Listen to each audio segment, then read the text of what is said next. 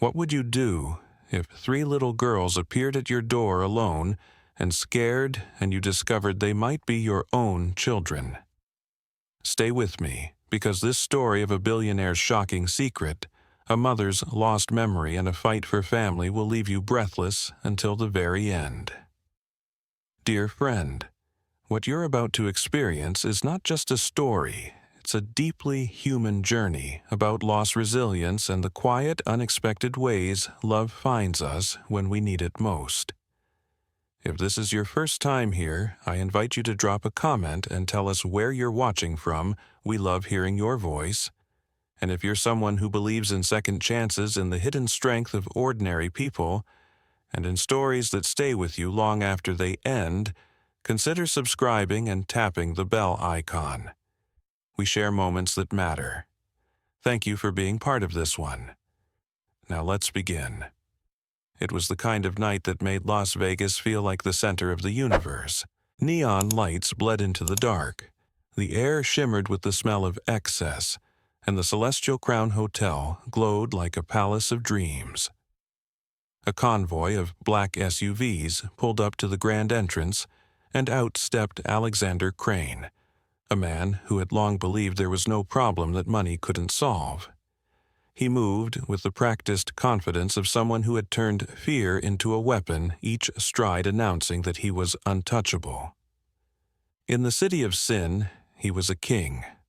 But fate doesn't ask permission when it comes to rewriting a man's life. Just as Alexander adjusted the cuff of his custom suit, his gaze caught on something that made him freeze. Three little girls, dirty, dressed in clothes far too thin for the cold desert night, were being shoved toward the hotel's massive glass doors by a security guard twice their size. Their small hands clutched each other like they were the only lifeline left in the world.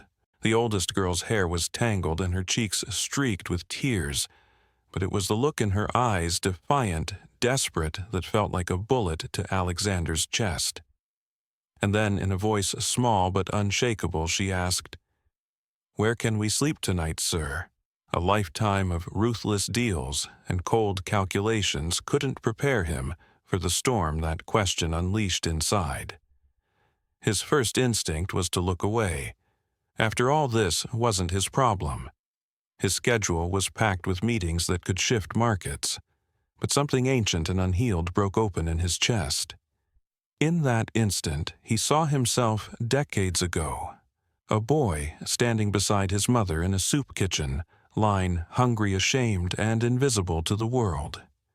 He had buried those memories under mountains of money and power, convincing himself that compassion was a weakness he couldn't afford. He took a step forward, his polished shoes clicking sharply on the marble. The security guard paused mid-shove, glancing nervously over his shoulder. The lobby, which had been a blur of motion, fell eerily silent as staff and guests sensed the sudden crackle in the air. Alexander's voice, low and edged with a calm rage, sliced through the quiet. "Who told you to throw children out like trash?" His words turned the entire lobby into a stage, every eye fixed on the man who had made headlines for crushing competitors, now standing protectively over three trembling girls. The guard stammered, "Sir, we were just following protocol." But protocol felt like a dirty word in Alexander's mouth. He crouched to the girl's level, something he had never done for anyone in decades, and spoke gently, "You're safe now. You can stay." The youngest, with wide brown eyes, blinked as if she couldn't believe him. For a moment, time slowed the chaos of slot machines, clinking glasses, and city noise faded, leaving just the quiet hum of three small hearts pounding with cautious hope. The shock of what he was doing rippled through Alexander himself. How had he gone from man of iron to someone kneeling in a lobby, promising protection to strangers? But the longer he stayed there, the more right it felt. He noticed their faces soften, saw their shoulders drop as fear ebbed.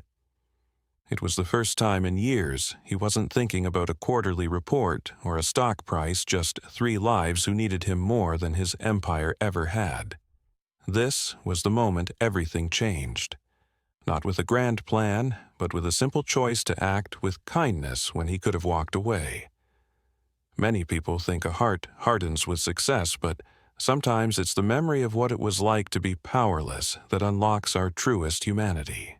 Alexander didn't just save them. They woke something inside him he thought was long dead. Think of Howard Schultz, the billionaire who grew up in housing projects and vowed to create a company that treated employees like partners. Like Schultz, Alexander faced a choice to let his past embitter him or to let it guide him. The lesson is simple, but profound power doesn't corrupt everyone. For some, it offers a chance to lift others out of the darkness they once knew too well. As Alexander gathered the girls into the warm safety of the hotel lobby, tears welled in the eyes of a housekeeper who remembered her own nights spent homeless as a child. A guest, watching from the bar, quietly paid for the girls' future breakfasts. Kindness, it turned out, was contagious. And as Alexander led them to the plush chairs near the grand piano, he felt something he hadn't felt in decades: peace. He ordered warm soup and soft blankets, his mind already racing through what he needed to do next. But amid the planning, he felt the smallest hand slide into his own, grounding him in the present. The oldest girl looked up with eyes that dared to hope, and Alexander realized he couldn't let her down. He didn't want to. It was the beginning of a promise he never knew he'd need to make. As they sat together, the neon lights of Las Vegas blinking like distant stars beyond the lobby's tall glass walls, Alexander knew this night was only the start. He had opened a door that couldn't be closed, and with each heartbeat, he felt himself stepping further into a life he never imagined. Because sometimes it takes losing control to find your purpose. And what came next would test him in ways that neither power nor money had ever prepared him for. The quiet of the hotel's private suite was broken only by the soft breathing of the three girls as they curled up together on a velvet couch. Alexander Crane stood near the window, the neon lights of Las Vegas reflecting off his sharp features, but his mind was anywhere but here. He couldn't sleep. Every time he closed his eyes, he saw that question in the oldest girl's eyes. Where can we sleep tonight? Now, safe and warm, they deserved more than a temporary refuge. They deserved answers. And Alexander, for the first time in his life, found himself desperate to give them what he never had as a child, the truth. He called in Dr. Julia Bennett, a child psychologist he trusted from a foundation he once funded but never paid attention to. Julia arrived just after dawn, her eyes tired but kind. She sat cross-legged on the floor, lowering herself to the girls' level, and began asking gentle questions. The girls' names came out slowly. The oldest was Mia, the middle one, Ella, and the youngest was Rosie. They each carried pieces of a puzzle they didn't understand, whispering fragments of their mother's name, Sophia Dawson. But when Julia asked where their father was, all three looked at each other with the same blank confusion, as if the word itself was foreign. Alexander felt a chill run through him. He had assumed they were just lost children. Not children without a home, without family. He realized he needed more than guesses. That afternoon, while the girls napped, wrapped in blankets that smelled of lavender, he began to dig into Sophia Dawson's name. His contacts uncovered a police report from Cleveland. Sophia had been found unconscious after a car accident 3 days earlier, miles away from Las Vegas. She was in the ICU at the Cleveland clinic in critical condition alone and unclaimed. It didn't make sense. Why would a mother be hundreds of miles from her children? And why were her daughters here in his hotel? His mind swirled with possibilities, each more heartbreaking than the last. He thought back to a time long ago, a memory he had tried to erase, a brief summer romance with a woman who laughed like the ocean and dreamed of painting sunsets. A woman named Sophia. But he had walked away from her convinced he couldn't afford distractions. His chest tightened with a possibility he could hardly voice. Even in his own mind, could these girls be his daughters? He stared at a photo of Sophia from the hospital records. The same warmth in her eyes, the same dimple on Mia's cheek. It was as if the universe was dragging him back into a past he thought he had buried with his ambition. But instead of terror, he felt a quiet resolve. If they were his, he wouldn't fail them again. He called Julia into the suite. They sat across from each other, the air heavy with unspoken questions. "Do you think they know?" he asked, his voice cracking in a way that surprised him. Julia hesitated. "They know they've been left alone.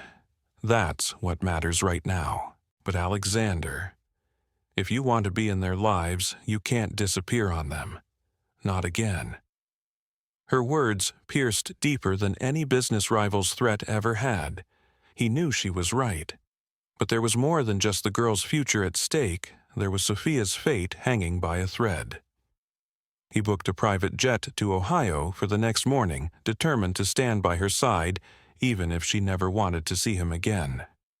In moments of stillness, he found himself watching the girls sleep, memorizing the way Rosie sucked her thumb, how Mia checked on her sisters before closing her eyes, and how Ella murmured half-dreams about their mother. He felt an ache he couldn't explain, a longing he didn't know existed. In them, he saw the pieces of his past he had tried to forget, nights spent cold and hungry, a mother who worked 3 jobs to keep him alive, a boy who promised himself he'd never feel small again. Yet here he was, a man who had everything, realizing that without love, he had nothing. In the middle of the night, Mia woke up crying softly. He rushed to her side awkwardly, patting her back. "I miss Mommy," she whispered into his shoulder. He pulled her close, fighting back tears of his own. "We'll find her," he promised, voice thick with emotion. "I swear to you, we'll bring her home." That moment carved itself into his soul. It reminded him of stories like Howard Schultz's, who never forgot what it felt like to be poor, and used that memory to build something that gave others dignity. Alexander understood that his own money was useless unless it was spent on something that mattered, something like hope. He thought of how many men like him spent their lives chasing numbers, never realizing they were running from themselves. The lesson struck him hard. Healing the past sometimes means confronting the darkest corners of it, not just for your own sake, but for those who come after you. The warmth of Mia's head on his chest, the weight of her trust, made him vow silently that he wouldn't let her or her sisters down. They had lost so much already. He wouldn't be another person who abandoned them. As dawn broke, painting the city in soft gold, Alexander looked out at the sleeping lights of Las Vegas and knew the city's glitter meant nothing if it wasn't used to illuminate the shadows of those left behind. Tomorrow, he would face the ghosts of his past, find Sophia, and give these girls the answers they deserved. Because the truth wasn't just a duty to the children. It was the only path forward for his own redemption. The plane touched down in Cleveland just as the sun slipped behind the hospital's silhouette, leaving the city bathed in bruised purple light. Alexander Crane had flown across the country with 3 little girls, curled up asleep beside him on leather seats, their small hands trusting him without question. Now, standing outside the imposing glass doors of the Cleveland Clinic, he felt an uncharacteristic tremor in his chest. He had signed deals worth billions without flinching, but this felt like walking into battle without armor. Inside the ICU, Sophia Dawson lay still, her breathing ragged but steady, the rhythmic beeps of machines the only sign she hadn't slipped away. Alexander stood at the doorway for a long time, memories crashing over him the last night they spent together. The words he never said, the promise he never kept. When he finally stepped forward, he felt the weight of 6 lost years pressing down on him. The girls stayed back with Dr. Julia Bennett, peeking through the glass, wide-eyed and silent. His reverie shattered when a woman in a crisp navy suit appeared beside him. Margaret Holt introduced herself with a thin smile that didn't reach her eyes. She was Sophia's older sister, the girl's aunt, and she wasted no time getting to the point. "I'm applying for full custody," she said flatly, her gaze flicking to the children like they were property to be claimed. Sophia was irresponsible. "She's in no state to care for them, and you're a stranger." Alexander felt a surge of protectiveness, unlike anything he'd ever experienced. He took a steadying breath. "I'm not a stranger," he said, voice low but firm. "I'm their father." Margaret's eyes widened, but her expression quickly hardened. "Prove it," she snapped, "because until you do, they're coming with me." The next days were a whirlwind of court documents, tense meetings, and hushed conversations with social workers. The girl's fate was no longer a private matter. It had become a legal battleground.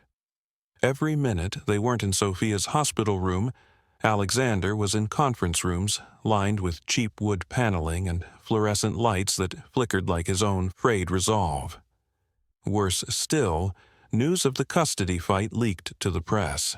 Tabloid headlines screamed Billionaire CEO hides secret. Children investors began calling Alexander's company demanding answers, questioning his ability to lead. His face, once a symbol of ruthless success, now appeared on gossip shows, alongside pictures of Mia, Ella, and Rosie. The board of directors convened an emergency meeting. His second-in-command, a man named Carter Doyle, who had always envied Alexander's authority, accused him of jeopardizing the company for personal drama. "Your distractions," Carter hissed during a tense phone call, "are sinking our stock." Alexander felt torn between two worlds. On one side, the empire he had built from nothing, the boardroom where he once felt invincible. On the other, three girls who needed him in a way no business ever had. He spent nights pacing the hallway outside Sophia's room, reading legal filings by the light of vending machines, listening to his daughters breathe as they slept nearby on hospital cots. One evening, as the girls colored pictures for their mother, Margaret appeared again, standing stiffly by the doorway. Her voice was icy. "Do you know what you're doing, Alexander? You think buying them toys makes you a father. You think your money makes you fit." He looked at her, tired but resolute. "No," he said softly, kneeling beside Mia to tuck a stray curl behind her ear. "But love does." He thought of countless powerful men who lost their way, blinded by ambition, forgetting the very people who gave their success meaning. He remembered stories like Steve Jobs reconciling with his daughter Lisa, realizing late in life that brilliance meant little without connection. Alexander saw his reflection in that cautionary tale and vowed he wouldn't make the same mistake. As the legal battle stretched into days that felt like years, Alexander's lawyer, a grizzled old man named Franklin Hayes, pulled him aside. "Courts don't care how big your bank account is," he warned. "They care if you show up. These girls need consistency. That's what wins hearts and cases." It was a truth Alexander had never considered. He was used to swooping in to fix problems with decisive action, but fatherhood demanded patience, presence, and vulnerability, things money couldn't buy. Late one night, after a draining court hearing, Mia climbed into his lap, unprompted, laid her head on his chest, and asked in a small voice, "Are you going to leave too?" Tears stung his eyes. He kissed the top of her head and whispered, "Not now. Not ever if you'll have me." Her tiny arms wrapped around his neck, and for the first time he felt what it meant to belong to someone. These nights were long and brutal, but they taught him more than years in boardrooms ever had. He realized how easily power could make a man forget his soul, and how fiercely love could fight to bring it back. The lesson was simple yet profound. True family isn't born of blood alone, but of sacrifice, devotion, and the courage to stay even when it would be easier to walk away. As the girls drifted off to sleep on a couch in the hospital waiting room, Alexander watched over them, the glow of a flickering TV casting shadows across their peaceful faces. He knew the fight wasn't over. Tomorrow he would face more legal arguments, more boardroom threats, and more moments where everything seemed on the brink of collapse. But as he laid a soft blanket over Rosie and listened to her sigh contentedly, he also knew that he would face every storm ahead with the same quiet determination. Because for the first time in his life he had something worth fighting for, and he wasn't going to let go. The winter morning light filtered through the hospital window, casting soft stripes of warmth over Sophia Dawson's pale face. After days of standing vigil, Alexander Crane sat slumped in a chair beside her bed, his eyes red from exhaustion but refusing to close. The girls, who had become a small hurricane of life in the ICU waiting room, were unusually quiet, their games forgotten, as they watched for any sign of movement from their mother. And then, as if the world itself exhaled, Sophia's eyelids fluttered. Her eyes opened slowly, unfocused at first. Mia gasped and grabbed Alexander's hand so tightly it hurt. Sophia's gaze drifted around the sterile room before resting on the three girls peeking in from the doorway. Confusion clouded her expression, and when Mia whispered "Mommy," her face twisted in something like fear. She shrank back against the bed, her hands trembling.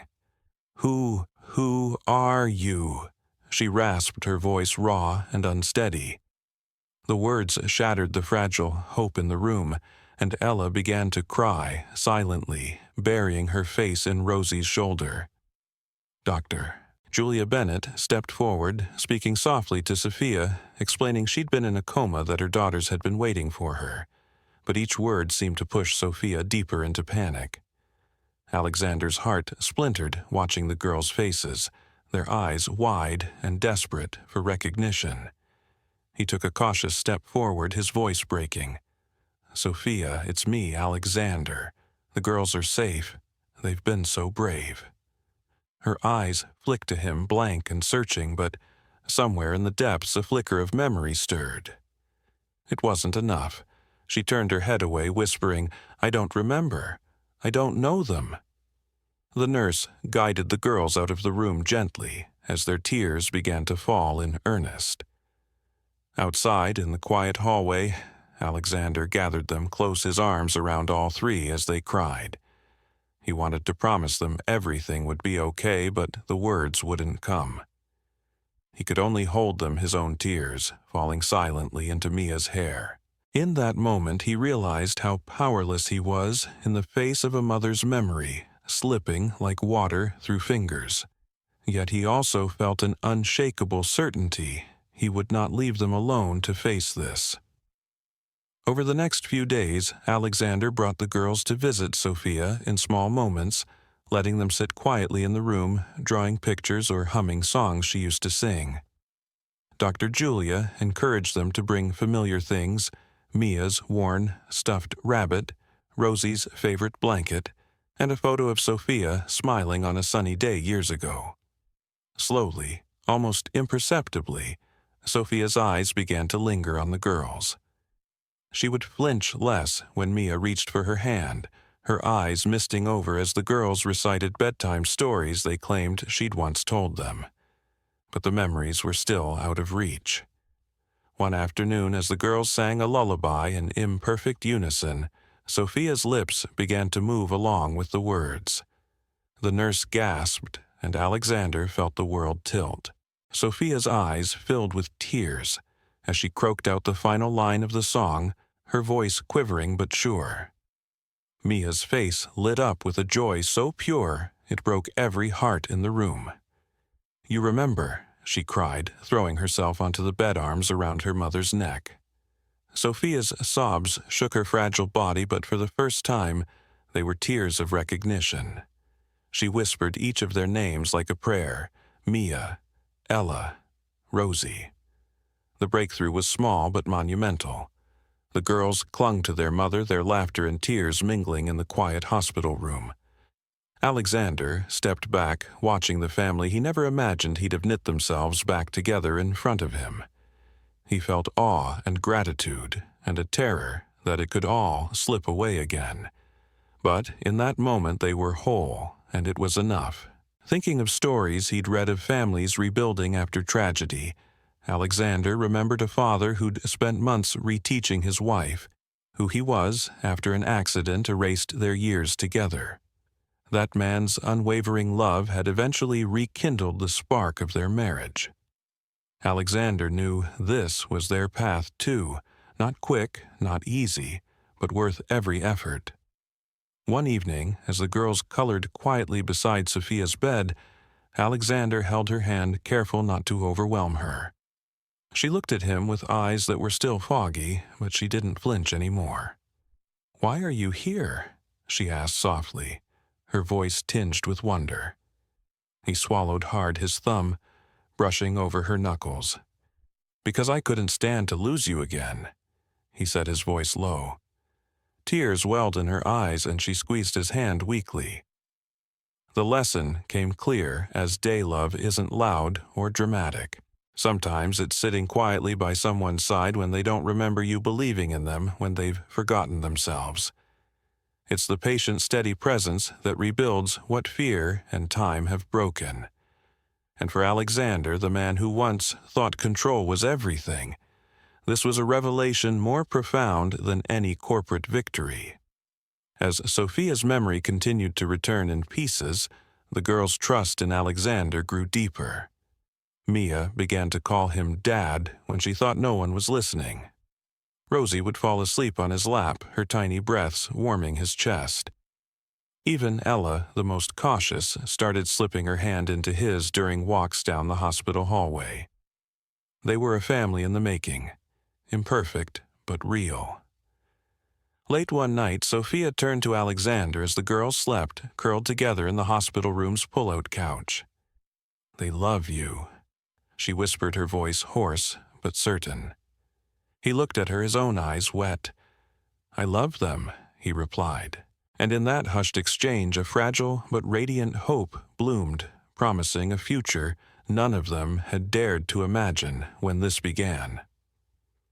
The first time Sophia walked without help through the hospital corridor, Alexander Crane stood a few steps behind, hands hovering as if he could catch her with a thought. Mia, Ella, and Rosie cheered her on, their squeals echoing off the sterile walls. Sophia paused to catch her breath, turning to them with tears in her eyes. "I couldn't have done this without you," she whispered, voice breaking. Alexander reached for her hand, their fingers intertwining naturally like a promise renewed. For weeks he had balanced conference calls at midnight with breakfast runs at dawn, but watching Sophia reclaim her strength made every sleepless night worth it. When Sophia was finally cleared to leave the hospital, Alexander insisted they wouldn't return to Las Vegas. He had seen enough cold boardrooms and lonely penthouses to last a lifetime. Instead, he found a quiet, sunlit house in Santa Barbara, California, tucked among old oak trees and close to the sea. Sophia always said she wanted to paint someday. Moving day arrived with boxes labeled in Mia's careful handwriting, Rosie skipping through empty halls, and Ella hugging each room like she was claiming it as her own. The girls raced from window to window, squealing over the backyard, the creaky staircase, the promise of a home. They ate their first dinner there, sitting on the kitchen floor, because the table hadn't arrived yet. Sophia made spaghetti from scratch, though she still tired easily. Alexander burned the garlic bread, but the girls giggled and insisted it was delicious anyway. Between bites, they talked about where to hang their drawings, who would share which room, and what color they'd paint the walls. Each plan wove them tighter together, and for the first time the word family felt less like a dream and more like a certainty. That evening, as twilight settled softly over the garden, Alexander tucked Rosie into her bed, a bed she could call her own, in a house where she was wanted. She looked up at him sleepily. "Will we stay here forever?" she asked, her thumb in her mouth. His chest tightened with emotion. "If you want to," he said, brushing her hair back. She nodded and snuggled into her pillow, eyes drifting closed. Across the hall, he caught a glimpse of Mia reading to Ella, their whispers and giggles like the sweetest music he had ever heard. Sitting beside Sophia on the couch later that night, Alexander took in the quiet hum of their new life. The boxes in the hallway, the dishes in the sink, the drawings already taped to the fridge, they were all signs of something he had never truly known before: belonging. Sophia leaned against him, her head on his shoulder. "You know," she said softly, "I always thought you'd choose your empire over us." He kissed the top of her head gently. "I did once," he admitted, voice husky, "but nothing I ever built felt like this." He thought of so many powerful men he'd admired who spent their final days alone in empty mansions. They taught him what he never wanted to become. The lesson came clearer than ever. Money can build walls, but love builds homes. He had built skyscrapers that touched the sky, but now he was building something far more important: trust safety, a place where small feet could run free and laughter could echo through every room. One sunny afternoon, they hosted a small backyard picnic. Neighbors brought cookies and folding chairs, and the girls danced barefoot in the grass, their faces shining. When Mia dragged Alexander into a game of tag, he found himself laughing harder than he had since he was a boy. Watching Sophia sketch the girls beneath the shade of an old oak, he realized these ordinary moments were extraordinary treasures. They were the very things he'd missed while chasing the illusion of success. Sophia's sister Margaret visited one weekend, and the meeting was tense at first. But seeing Alexander patiently teaching Ella to ride her bike, watching the girls run to him, squealing "Dad" without hesitation, Margaret's eyes softened. Over dinner, she admitted quietly, "I was wrong about you." Her words lifted a weight Alexander hadn't known he was carrying. Each night, as he stood by the girls' doors, listening to their steady breathing, Alexander felt gratitude stronger than any corporate triumph. He no longer checked stock prices before bed. Instead, he read bedtime stories, learning to do silly voices, finding delight in every squeal of laughter. His days were measured in hugs and first steps, not quarterly reports. This was a man who once thought control was the only way to survive. Now he had learned that letting his heart guide him brought a life richer than he ever dreamed. And as he watched the moon rise over their quiet home, Alexander knew the life they were building wasn't perfect, but it was theirs. And that was everything. The lesson we can take from Alexander Crane's story is a powerful reminder that real success is never measured by wealth or control, but by the depth of love and compassion we show to others. Alexander spent his life believing power would shield him from the wounds of his past, building walls so high around himself that no one could reach his heart. But when 3 innocent girls needed him more than his empire did, he discovered that vulnerability is not a sign of weakness, it is the key to true strength. By opening himself to the possibility of being hurt, he found the courage to care, protect, and love in ways he never thought possible. This story teaches us that redemption is always within reach, no matter how far we feel we've fallen or how many mistakes we've made. The darkest moments in our lives don't have to define us forever. They can be the starting point for something beautiful if we're willing to face them with humility and grace. Alexander's transformation shows that it's not grand gestures or dramatic changes that build real connections, but quiet, consistent choices to show up for the people who matter. The simple acts, reading a bedtime story, sitting with someone in silence, remembering a name, are what create the bonds that make life meaningful. In a world that often values speed, productivity, and individual achievement above all else, this story reminds us to slow down and look around. There may be people right next to us who need a kind word, a helping hand, or just someone willing to listen without judgment. We should never underestimate the healing power of patience and kindness. Choosing to forgive others and ourselves can free us from the bitterness that holds us back and allow love to take root in our hearts. When we let compassion guide our actions, we not only change the lives of those around us, but we begin to heal the parts of ourselves we thought were beyond repair. To bring this lesson into your own life today, think about who you might have hurt, ignored, or taken for granted in your pursuit of personal goals. Reach out to them, offer a sincere apology if needed, or simply show them you care. Make time for moments that truly matter. Listening without distraction, hugging your loved ones a little longer, telling people how much they mean to you. Remember, the moments that seem small often leave the most lasting impact. Ultimately, your legacy will not be written in bank statements or awards, but in the memories of those you've touched with your kindness and your willingness to stand by them when they needed you most. A life built on love and empathy endures far beyond any material achievement. Alexander's journey shows us that it's never too late to choose a different path, one led by the heart instead of fear or pride. By embracing that path, we can build homes of safety and trust, not just for ourselves, but for everyone we invite into our lives. Thank you so much for joining me in this story. If it moved you or reminded you of what truly matters, please subscribe to our channel and turn on notifications so you don't miss the next inspiring story.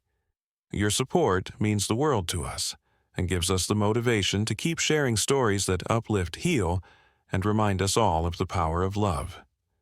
Thank you for being here.